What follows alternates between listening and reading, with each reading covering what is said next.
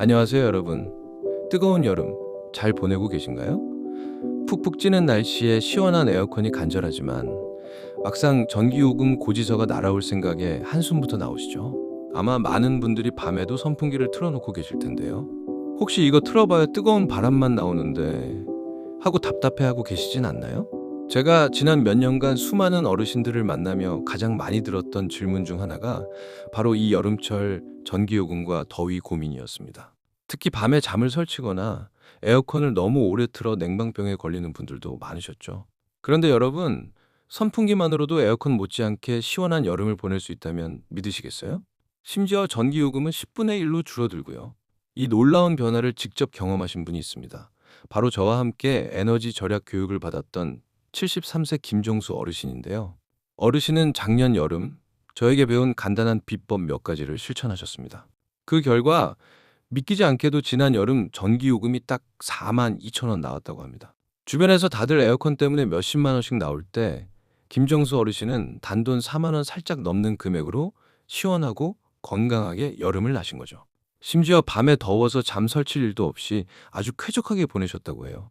김정수 어르신처럼 오늘 제가 알려드리는 이 생활의 지혜만 아시면 여러분도 더 이상 뜨거운 바람에 시달리거나 전기요금 걱정으로 밤잠을 설치지 않으실 겁니다. 이 정보들을 모른다면 정말 나만 손해라고 말씀드리고 싶어요. 지금 더위에 고생하는 주변 지인들에게도 이 영상을 꼭 공유해 주세요. 함께 시원한 여름을 보낼 수 있습니다.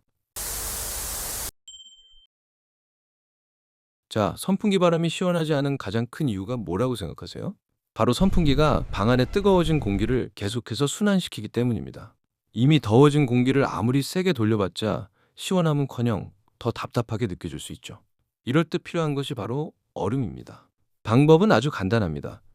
큰 그릇이나 대야에 얼음을 가득 담아 선풍기 바로 앞에 놓는 겁니다. 선풍기 바람이 얼음 위를 지나면서 얼음에서 발생하는 시원한 기운을 흡수해 방 전체로 퍼뜨리게 됩니다. 마치 진공청소기가 먼지를 빨아들이듯 선풍기가 얼음의 냉기를 빨아들여 내보내는 거죠.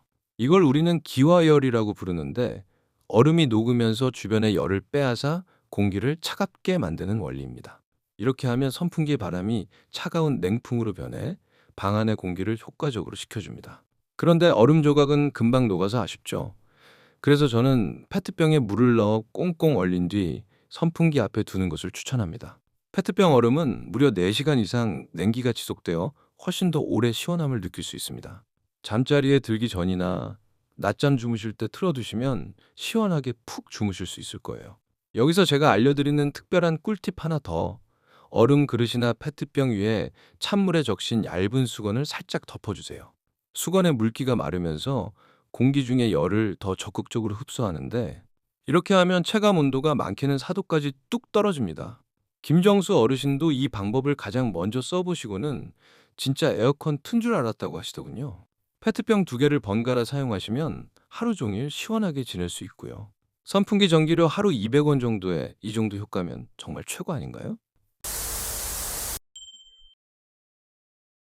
이번에는 선풍기 뒷부분으로 가보겠습니다.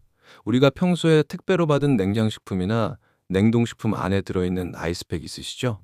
그냥 버리지 마시고 이제부터 모아두세요. 이 아이스팩이 여름철 여러분의 효자 상품이 될 겁니다.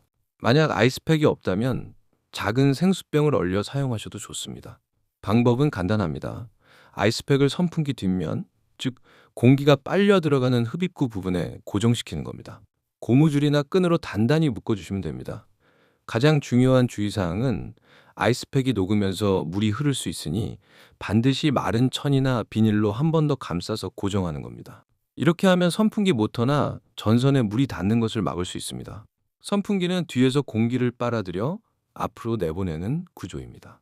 따라서 선풍기 뒤쪽에 차가운 아이스팩을 두면 선풍기가 처음부터 차가운 공기를 흡입해서 더욱 시원한 바람을 만들어내는 거죠.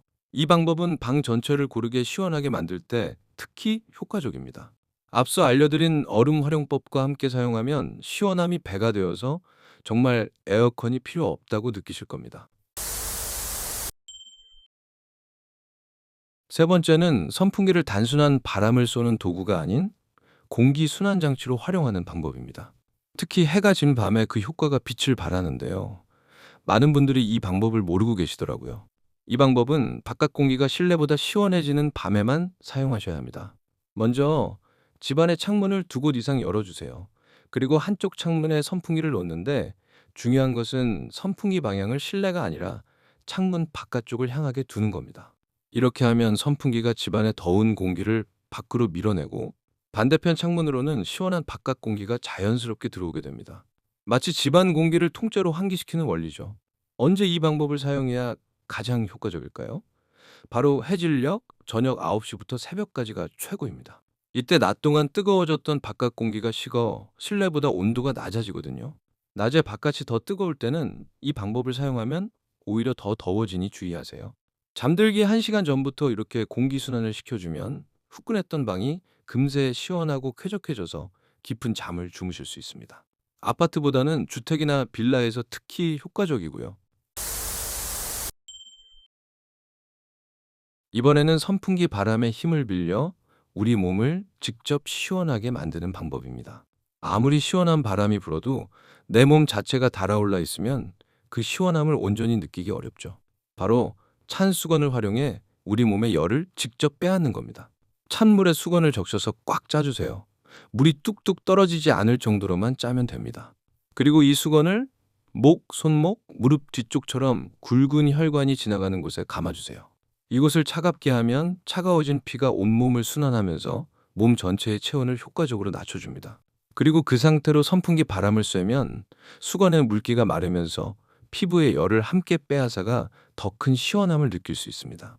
마치 우리 몸 안에 작은 에어컨을 튼 것 같은 원리죠. 밖에서 활동하다 땀을 흠뻑 흘리고 들어왔을 때 이 방법을 써보세요. 체온이 빠르게 내려가면서 금세 시원해지는 걸 느끼실 겁니다. 잠자리에 들기 전에도 목에 찬 수건을 두르고 선풍기 바람을 쐬면 숙면에 큰 도움이 됩니다. 수건이 마르면 다시 찬물에 적셔서 사용하시면 되고요. 이 방법의 장점은 즉시 시원해진다는 거죠. 찬 수건이 몸에 계속 닿는 게 불편하거나 옷이 젖을까봐 걱정되는 분들도 있으실 겁니다. 이런 분들을 위해 제가 알려드리는 편리한 대안이 있습니다. 바로 쿨링 스프레이를 활용하는 방법입니다. 에탄올이나 멘톨 성분이 들어간 쿨링 스프레이는 약국에서 쉽게 구할 수 있습니다. 가격도 3,000원에서 5,000원 정도로 부담 없고요.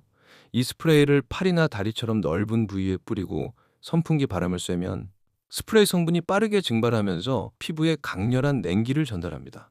정말 깜짝 놀랄 만큼 차가워집니다. 젖은 수건처럼 옷이 젖을 걱정 없이 시원함을 느낄 수 있죠. 효과는 한 번 뿌리면 30분 정도 지속됩니다.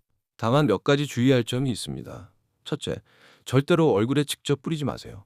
눈이나 코에 들어가면 따가울 수 있습니다.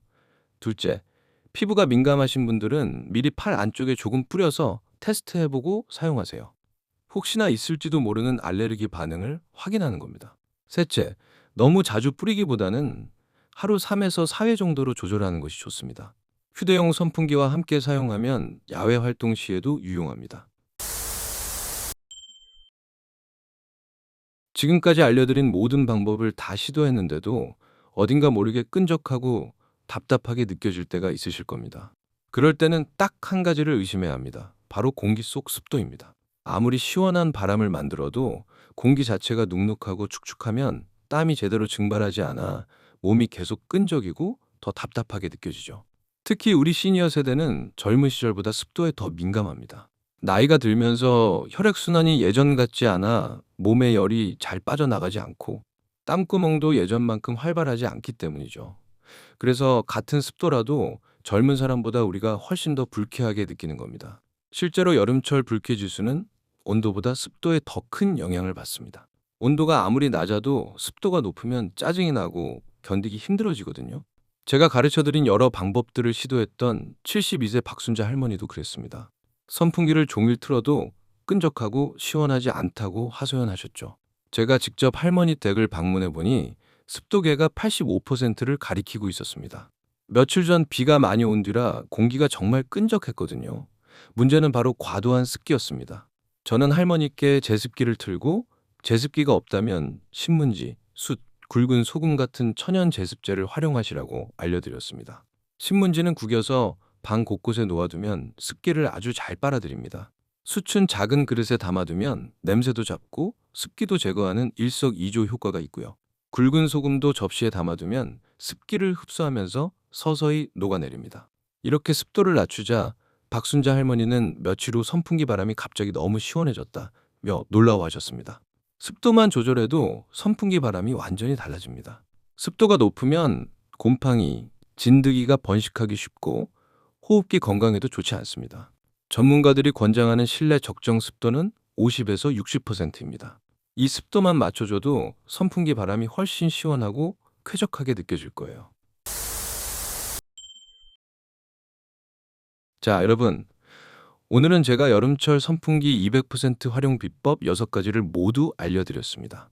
이 모든 지혜를 활용하시면 정말 에어컨 없이도 시원하고 건강한 여름을 보낼 수 있습니다.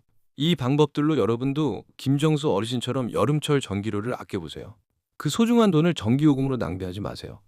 그 돈으로 몸에 좋은 보양식을 드시거나 손주들에게 용돈을 주시는 게 훨씬 현명하죠. 이제 여러분은 제가 알려드린 지혜를 통해 전기료 걱정 없이 여름을 보내는 똑똑하고 현명한 시니어가 되신 겁니다. 오늘 영상이 도움이 되셨다면 좋아요와 구독 잊지 마시고 알림 설정까지 해두세요. 앞으로도 유용한 생활 정보들을 가장 먼저 받아보실 수 있습니다. 더위에 고생하는 주변 지인들이나 이웃 친구들에게도 이 영상을 꼭 공유해주세요. 서로 돕고 나누면 함께 시원한 여름을 보낼 수 있습니다. 마지막으로 오늘 알려드린 방법 중에 가장 먼저 시도해보고 싶은 꿀팁이 있다면 댓글로 남겨주세요.